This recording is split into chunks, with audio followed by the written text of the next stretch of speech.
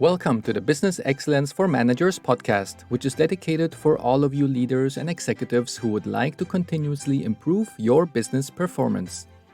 This podcast is sponsored by Wave Business Excellence Footprint, the digital training company that cares about your development, your employees' development, and your business performance.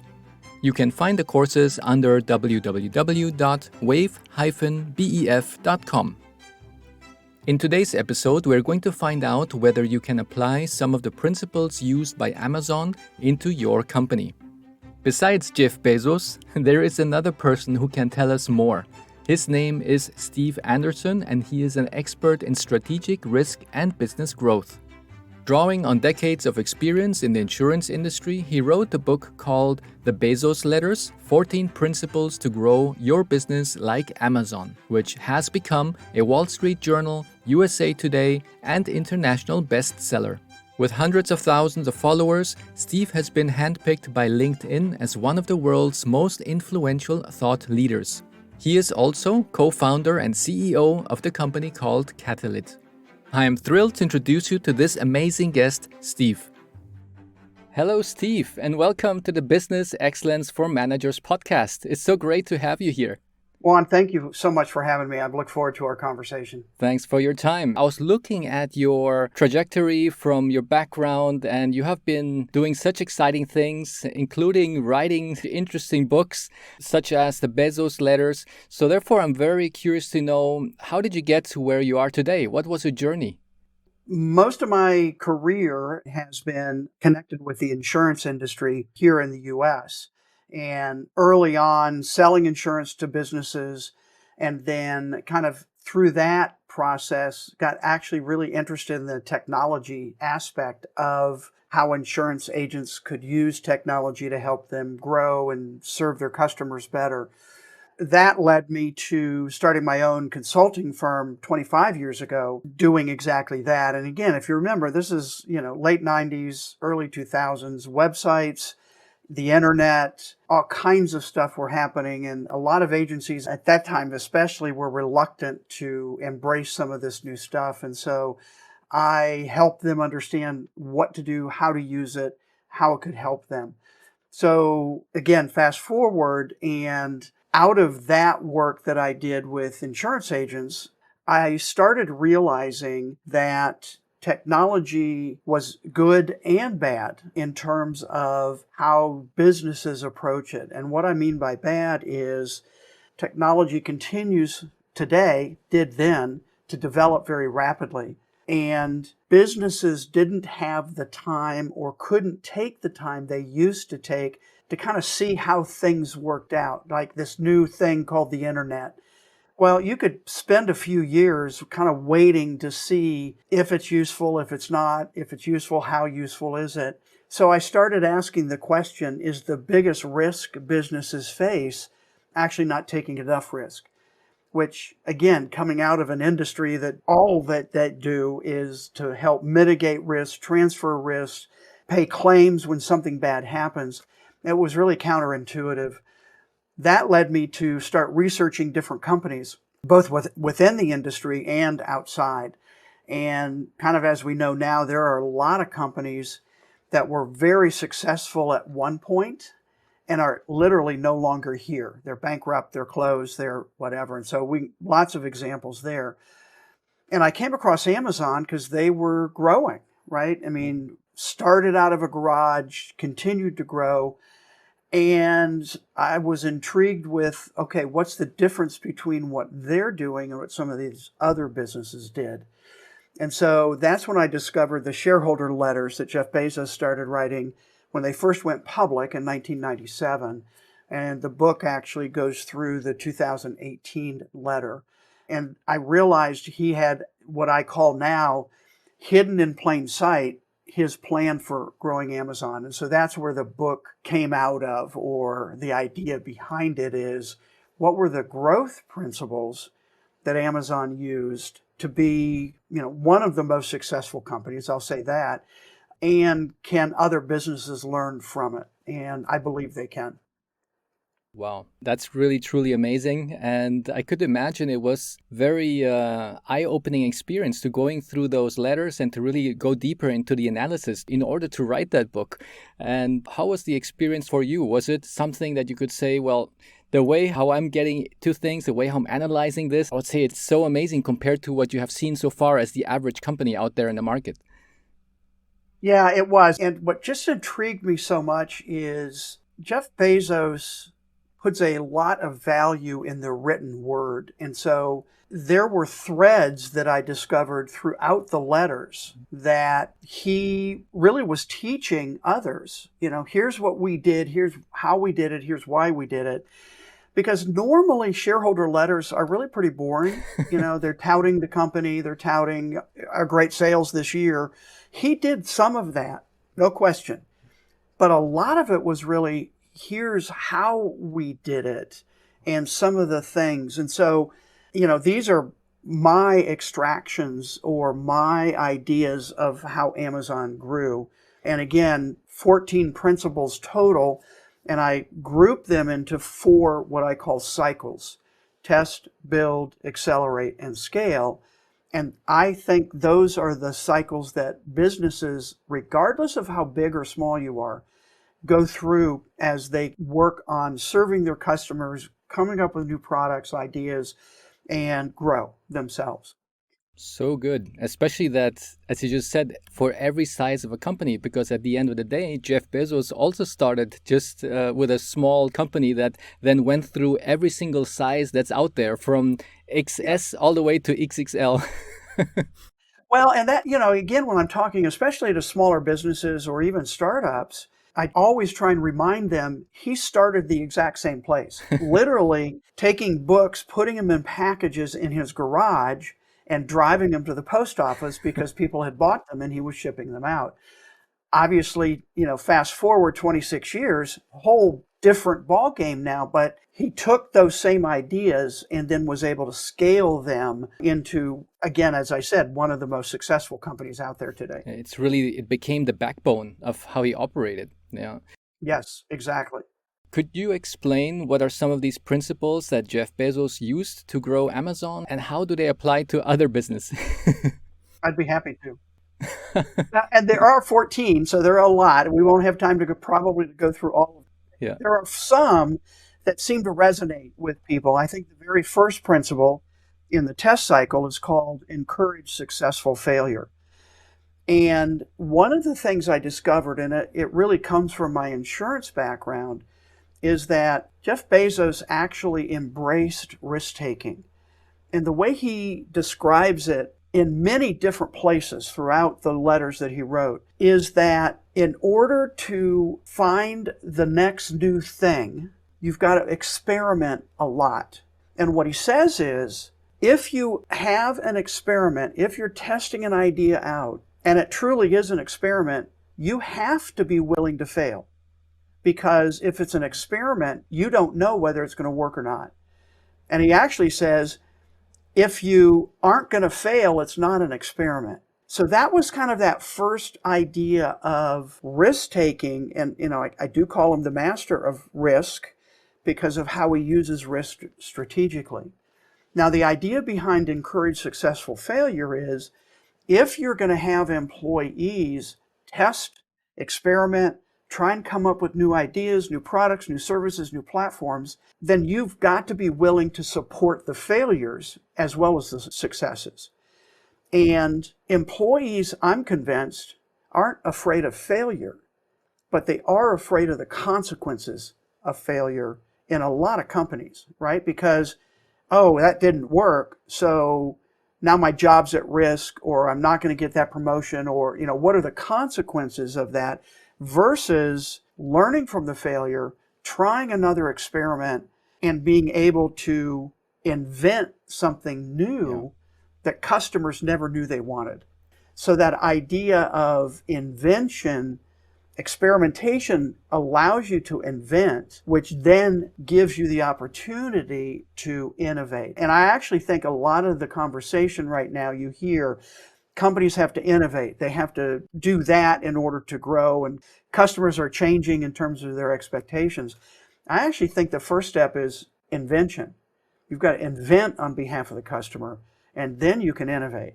A quick example is the Kindle, the electronic reader. They didn't actually invent the electronic reader. There were some out there before, Sony and a couple other ones, but they weren't getting adoption because you had to actually plug the reader into a computer to get the books on it. What did Amazon invent? They invented a way for anybody to buy and download a book in 60 seconds or less without having to connect to a computer. And then they've continued to innovate that idea, and they added Whisper Sync. So now you could read the book on multiple different devices and it would know the last point you've read in the book and ask if you want to move to that point. Technologically, that's really sophisticated and hard, but it provided a much enhanced and a much better customer experience. Wow, that's so amazing. And it really gave me a lot of flashbacks to my previous life when I was also a consultant. And I've seen a couple of companies, and it's really scary to see how different the culture is between each company. And if you have a culture where people are reserved and they're not in an environment where they feel safe, that they can experiment and innovate, then you can speak about innovation as much as you want, but people are just not going to be pushing the boundaries because they're just scared to be tapped on their fingers. They're scared, right? Or they don't trust management, whatever that looks like, to be able to support them. And I do want to also emphasize at Amazon, this isn't kind of let's just see what happens. It's very intentional, very structured. They do everything they can to prevent failure, but they know it's part of the process. I want people to understand this isn't just let's see what happens. It's not willy-nilly, like I say, kind of throw the spaghetti against the wall and see what sticks. It's intentional, and they have a number of processes they put in place to help with that and prevent failure as much as they can, at the same time understanding it's going to happen. Exactly. Wow, that's so powerful. And I think one of the principles that I was usually promoting a lot in the past was Lean and Six Sigma.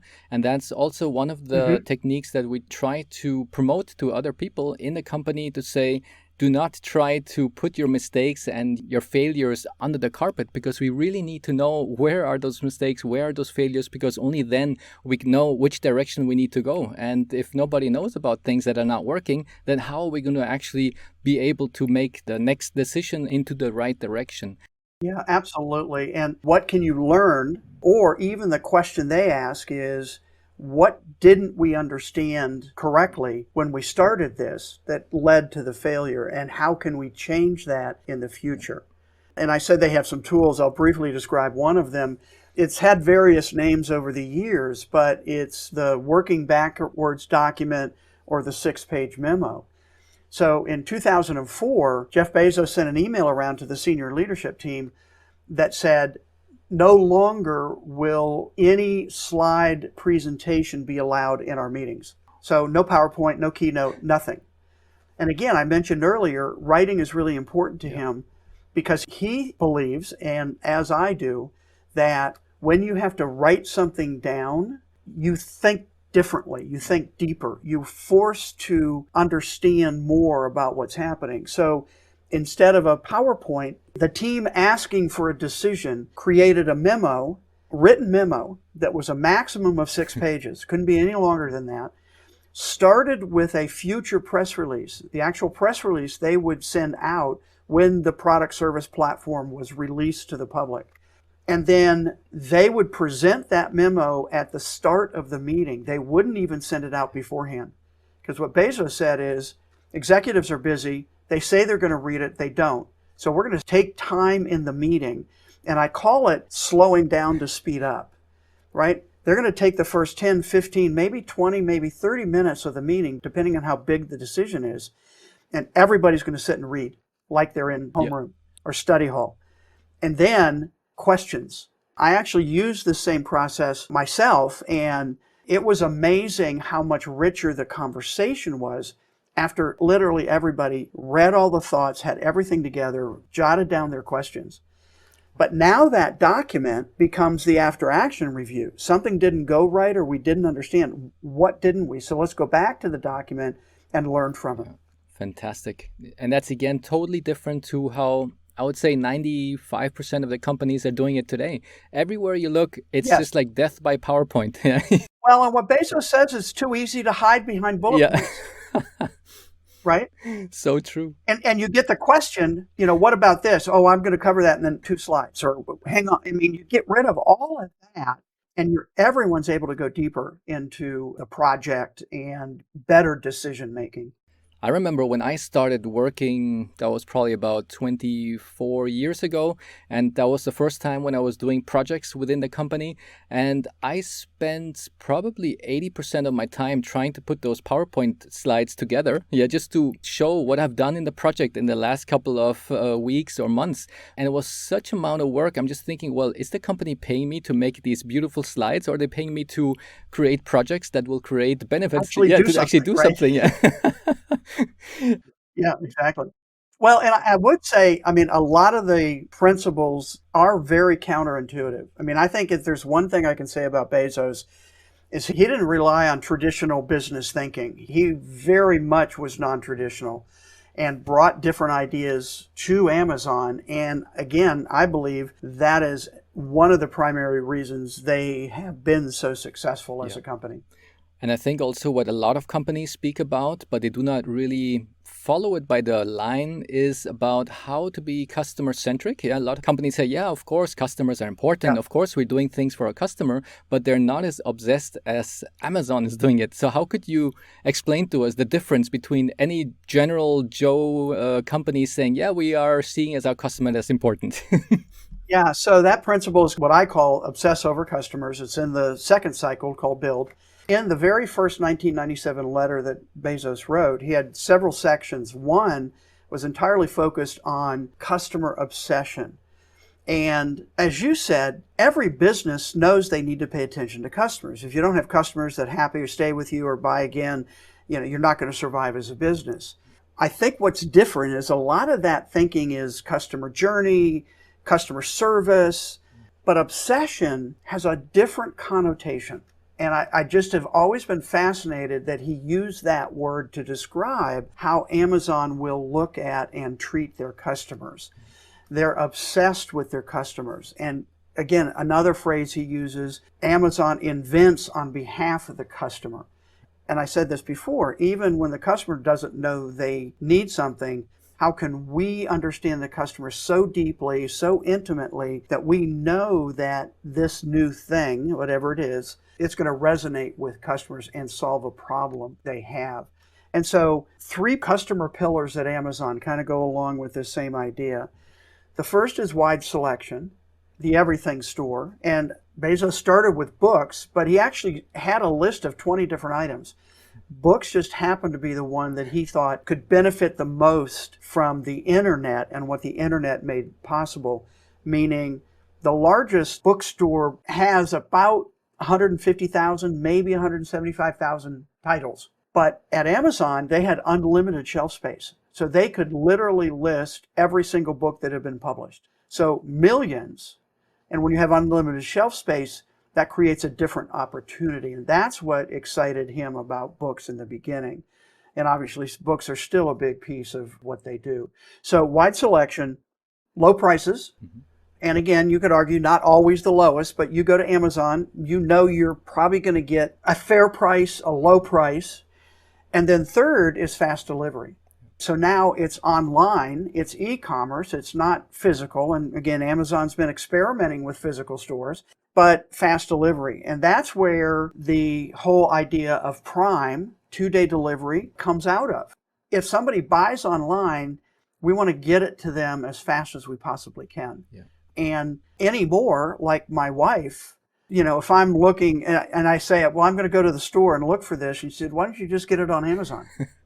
Yeah. Right? Because they have changed Yeah. how people view, and can I wait a day or two? Well, in some cases, I only have to wait an hour or two, Yeah. right? Depending on where I'm located. So kind of all of that is wrapped around obsessing over the customer, and it's been a core principle from the very founding of Amazon. And sometimes what I hear about consumers that when they go to a physical shop to buy some electronics, for example, they have the feeling that the salesperson is just trying to sell them the product that they just cannot sell or they have in a warehouse since a long time and they just get whatever product pushed to them for sale. But if Right. they could look into Amazon, then they say, okay, I have the ratings, I got the stars, I know that 1,000 people bought this product, I can see what they're speaking about it. So you don't have like that kind of feeling that there's kind of salesman just trying to sell something because you Right. just got to get rid of that product. Well, and I would say, Juan, those are all seemingly little things. So you mentioned the ratings and reviews, big thing at Amazon. In fact, and they're working very diligently to control fake reviews. But the other thing they do is you can ask a question about a product and they have users that are willing to answer the questions. Now I might have a question about, does it do this or what's the connector or what? And I can go in and see if there's a question that's been asked and somebody who has experience with the product has been able to answer that question. Again, that's a small kind of innovation on their website. But think about Amazon when you go there. Every time you go there as a customer, it's a personal page. It's designed specifically for you. And that's something they've spent literally billions of dollars doing, but it's a result of customer obsession. Yeah. We want every one of our millions of customers to have that personal experience. Yeah. And it works. And it works. It works. Yeah, exactly. Yeah. That is really amazing. And especially if I think about their Prime membership, they started with something very simple, but then they started adding new packages to the Prime membership. Yeah. So it's like, oh, look at that. Because usually you think, okay, as a customer, maybe after a year, I will think about if I still need it or not. But then you notice that after a year, you get so many other things added Right. to the Prime membership. So, okay, I cannot leave now because I'm going to get that and that also additionally to the same price. Yeah. And like this, they start, adding more features. And at the end of the day, it's hard to get away from the Prime membership because it's always getting better. Exactly. Briefly, I'll say back to the successful failure, there were 2 iterations of Prime before Prime. So they first had super saver shipping. So if you bought $25, then they would pay shipping, and I don't remember the other iteration. So again, they experimented with what would work and then kept improving it till they got to Prime. And as you absolutely say correctly, they kept adding things. That's all part of customer obsession. What else do our customers want? It's almost irresponsible not to have a Prime membership, right? Exactly. So true. And what is also very interesting that if I think about the methodologies that I have been using in the past, we always say, well, ask the customer directly what is it that they want. But sometimes we realize that the customer does not know what they want until you come up with a certain innovation and you say, dear customer, look what we have here. And then the customer realizes, oh, wow, that's good. I really need that. Absolutely correct. Yeah, that is very much the case. Yeah. Wow. And I will tell you one other invention, I guess is the right way to say it, but Amazon Marketplace. So this ties in again with customers. Amazon Marketplace was early 2000s when it was put in place. And again, most senior leaders at Amazon thought it was crazy, but this is another counterintuitive. They started allowing, and there were 2 iterations before what we now know as Marketplace, they started allowing third-party sellers space on their Prime real estate, right? Their product page from a third-party seller, not Amazon. Here's what Bezos said.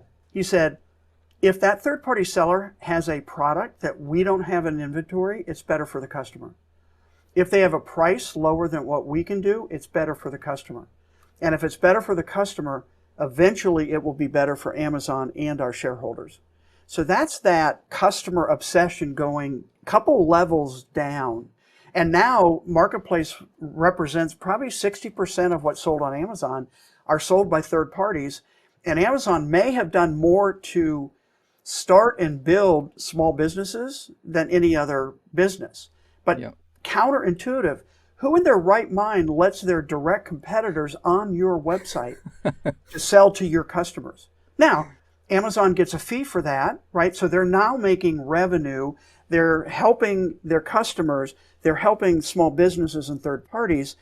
And it's just an interesting way to think about serving your customer Yeah. the best way possible. Wow. If I think about one of the tools that I use when I do workshops with clients and also in the corporation where I used to work before, there was one called the Kano model. And in the Kano model, we have three categories. We have the dissatisfiers, we have satisfiers, and delighters. Hmm. So usually I will ask them the question in the workshop, what are the services and products that we have that are the dissatisfiers? So these are like the basics that we need to get. If we don't get the basics right, customers are going to be mad.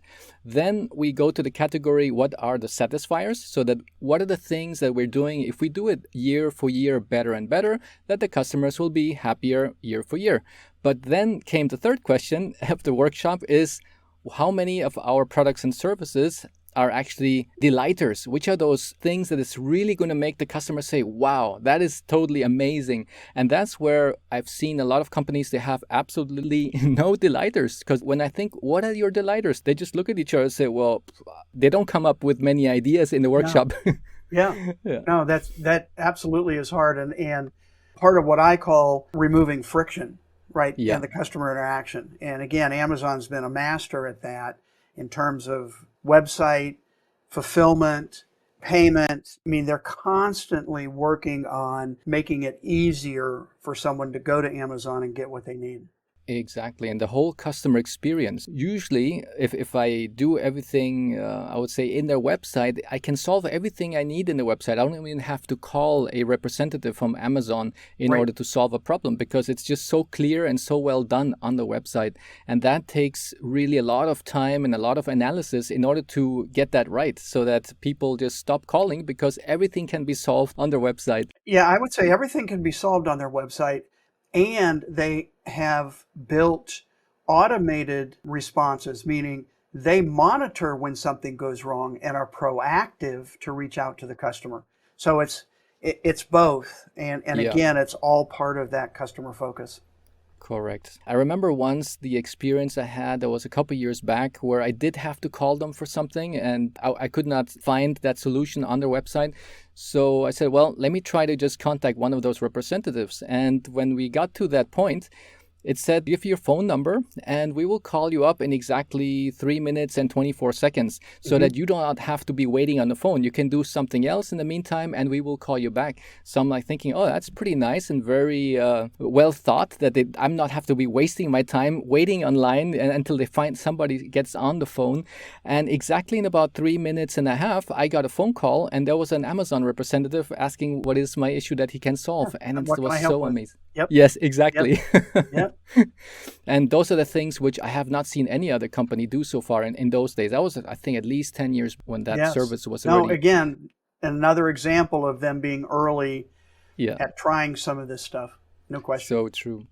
Could you tell us more about the it's always day one mindset for their business growth? Yes, I can. So that's actually the last principle, number 14, and it's in the scale cycle. And it originates with Jeff Bezos. And in that first 1997 letter, he made a phrase and he said, it's day one for the internet. And remember, 97 was early with the internet. Nobody quite knew you could do what we now know we can do. He said, it's day one for the internet and for Amazon.com if we execute well. And every subsequent letter ending, typically the last paragraph or so, he said something like, it's still day one, it's always day one. Even in 2019, which is what I call the pandemic letter, he said, even with all of the challenges we faced this year, it's still day one. And so this idea is really a mindset. And the day one mindset is, are you thinking like a startup when you walk into your doors of your business, regardless of how long you've been in business? So a couple of different people have said Amazon is the largest startup in the world because of that mindset. It's always something new. And I'll give you a quick story. Bezos was in front of about 2,000 employees at an all-hands meeting. He would do all-hands meetings in Seattle, their headquarters, about every quarter. Kind of an update on where they are as a company, what they're excited about. And then toward the end, he would answer questions from employees. And they were submitted beforehand. He had some note cards in his hand and he looked down at the next question and he kind of chuckled a little bit and he said, I think I know the answer to this. The question was, Jeff, what does day two look like?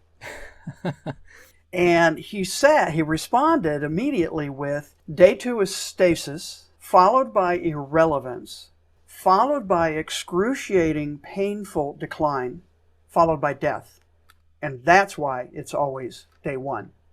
Wow. Now, think back to earlier comment on all those companies that were once very successful that are no longer here.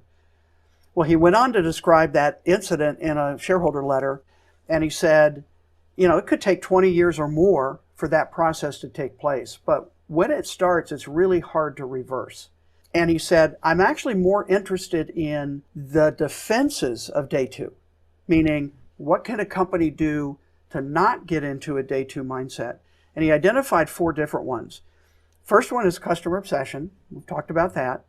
Second one is what he said was a skeptical view of proxies. And, proxies are things that stand in for deeper information. So, a proxy for voting, somebody else votes on your behalf, but a skeptical view of proxy. And for him, it's processes and procedures that no longer serve the customer. But you have to be constantly looking at what's there. And he says you need those processes and procedures, but they may change over time. So they don't become set in stone. Third is eager adoption of external trends. So technology focus. So right now, machine learning over the last few years. Now we have all this hype around generative AI, but eager adoption of those trends. And again, that experimenting idea coming out. And the final one, he said, was high velocity decision making, which actually is one of my principles in the accelerate cycle. And again, Amazon thinks differently about how they make decisions within the company.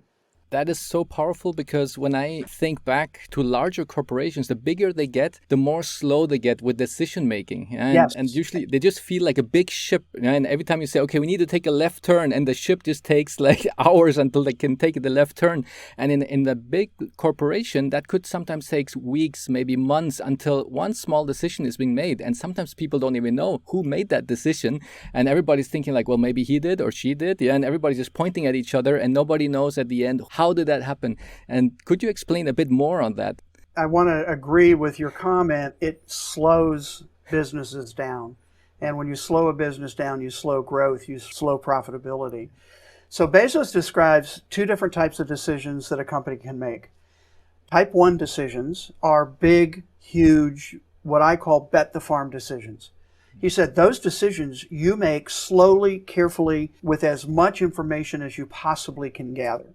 He said the problem is that those decisions are very infrequent. They don't happen very often.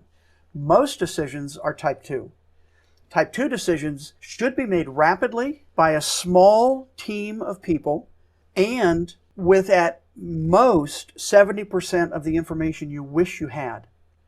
He said because those type 2 decisions almost always are easy to change. You could have a group decide to do something. And the way he describes it, you walk through that door of the decision, you look around and go, this is not what I expected, or this is not what I wanted. Well, you pivot. You either walk back through the door or you pivot to another direction, another decision. But they're not consequential to the survivability of the company.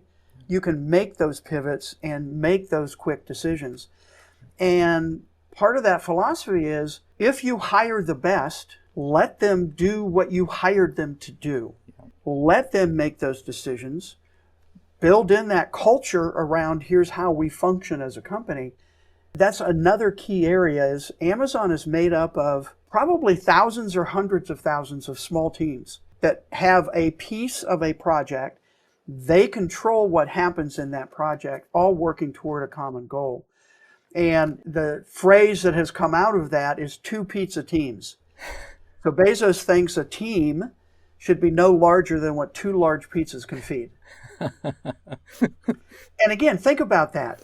When you have a large team, maybe hundreds of people, now communication becomes a real problem. Oh, yeah. When you have a small team of 10 or 12, they can communicate within their team. Yeah. And then bring in other resources as they need it to make their decisions and make progress on what their piece of the puzzle is. So again, very counterintuitive, as you absolutely said. As a company gets bigger, they tend to get bureaucratic Yeah. and have multiple layers, and they don't trust their employees. Yeah. And it may be because they're not hiring the best. That's a whole different component to it. But decision making should be rapid. And again, if you have a culture of experimentation, that part of the decision making process fits in there. And you encourage good decisions and you encourage learning from a decision that didn't go the way you thought it should Yeah. go. And I think that's where the word empowerment is so important, because if they do not give the empowerment to their specialists who they hire, then it's just going to slow everything down. Because if I think Yep. about some of the companies that I was working with, even though you were, let's say, a manager of a specific area, you still didn't have the empowerment or the budget to make any kind of decision without first asking the head office. And if the head Right. office says, okay, what is it that you need to decide on? What is it, the budget that you need? I will only give you a budget of, let's say, $3,000. Anything beyond that, you need to come to us first. And that just slows down the whole process. And management sometimes didn't even feel like making any more decisions. They just said, okay, let me just allow head office do all of their decision making. And that's so sad, because it's not good for the company's development and profitability. And Well, in my framework, that would be a day two company, yeah, right? Now, where are they on that continuum? I don't know. Yeah. But that's the kind of thinking that causes or starts that day two process. yeah. And all the things that you've been mentioning here and all the things that are in your book, that's really so relatable for anybody working in any company to say, okay, how are we doing with this topic? How are we doing with that topic? And so forth. So they can really go down through all of those different chapters that you have highlighted and make an evaluation. Yeah, where's the gap between what they have done and what we are doing in our company today? Exactly. Yep. Wow. Very true. When was your book published the first time? It was published in the fall of 2019. Okay, perfect. It's been out there a little while and it continues to sell. Yeah, So, yeah, and we tried to, when we wrote it, it really is evergreen, meaning the principles are the principles yeah. and they actually don't really change. And I will say, I never expected the success that the book has had. I'm an insurance guy. What? But it's Yeah. been gratifying, certainly, Wow. to see how it's been able to help people. And that was one of the reasons I wanted to write it. So big congratulations on that. I will definitely put all the links to where to find your book and also where to find you on the show notes. And Great. Before we close the call for today for our episode, I have one question, well, two final questions. The first one Okay. is there anything that you have seen that Amazon was perhaps criticized upon, or something that they could have done better? Because every company always does good things and things that it could have done a bit better. What do you see from your perspective, things that Amazon could have done better, and where do they have room for improvement? So I immediately think about a lot of the press around how they treat employees. Mhm. And it's kind of interesting for me. So there are really kind of two groups of employees. There's the programmers, the business side employees, and then there's the fulfillment center. So again, think about, you click on buy, what happens? Well, it's actually astounding what happens and how that package, whatever you bought, gets from the fulfillment center to your front door or wherever it's going. So fulfillment center workers, it's a very hard place to work. And again, if you think about customer obsession, what is one of those pillars I described? Fast delivery. Well, if you have fast delivery, you've got to continue to push people to work fast. Yeah. And so I think probably in some cases appropriately, Amazon's been criticized for how they monitor and push employees to work fast. So I think they could have done better in the past in that area. At the same time, I will say they also have a lot of programs for fulfillment center workers, career choice. So they'll pay 90% of a college tuition, regardless of whether it's helping with their job or preparing them for another job. Also, in Bezos' last letter he wrote as CEO in 2020, he added two leadership principles. One was that Amazon will be the best place to work. And the second is it'll be the safest place Yeah. to work. So that's 2020. We're at 2023. There's progress there. It's going to take some time. But the significance of that is that leadership principles are really the lens with which everyone at Amazon looks at things. So adding those two around employees, we've already seen benefits, but we'll continue to see more. And I can just give you one example that they've already implemented. So you have a lot of different functions within a fulfillment center, from picking the product off the shelf to putting it into a box, to putting a box into a truck, to get it into the delivery system. And so what they've done now is they have algorithms that monitor how long an employee is in a particular position, and they will move that employee to another position, so they cut down on carpal tunnel and some of those repetitive motion injuries that can happen in that kind of situation. Yeah. So could have done better sooner, and now we're making a concerted effort, I believe, to improve the employee experience. Amazing. That's really, really good, especially that they're a company anyway of continuous improvement. So definitely Yes. there's always room for improvement somewhere. And it's really good to hear that they are really targeting those areas, because it's definitely something that has popped up in the press in the last couple of years. And it's really nice to hear that they are really now having that focus and the projects going that direction. Yeah, and going that direction. And I will say, at least here in the US, and I assume overseas, but they were a very early adopter of a higher minimum wage for their fulfillment center workers. Yeah. And so they really led the industries here in the US, at least I know for sure, in pay. And they have full benefits, medical, all of that, day one when an employee starts. So there's a lot there that doesn't get reported. And again, they've got now about 1.3 million employees worldwide. If you're going to have a certain percentage that's going to be dissatisfied or not like to work there, or, all of those things. So that's part of it too. So I think there's a balance, and I do think the focus is different now. Yeah, so true. Thanks for that amazing summary. And before we close for today, could you tell us more about the services of what you offer, and where can the listeners find you? I'd be happy to. So 2 different places you can find me. LinkedIn, pretty active on that platform. So if you'd like to connect with me there, let me know you listen to this podcast, and I'd be happy to do that. The website for the book is called thebezosletters.com. There'll be a link in the show notes for that.